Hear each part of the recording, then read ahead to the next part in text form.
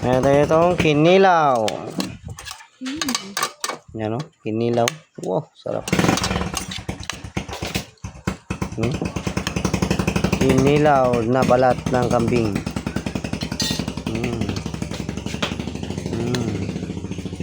Hintay lang siya kasi ano lang maliit lang na kambing. Oh, di ba? Pwede na. Mukbangan na, guys. Na guys, sinalang natin ang ating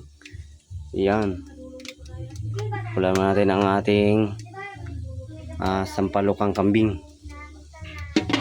Oh, di ba? Gamit ang ating super gasol di kahoy. Ano ang ano? Iyan. Ang ating sinampalukan na paa at ulo. Oh. Wow. Ulo. Dahil lang. Oh, lambot na yan. Goods na yan.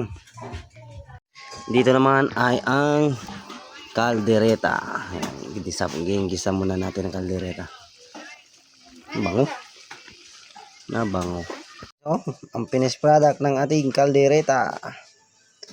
Ayan, kalderetang kambing. Sarap. Wow.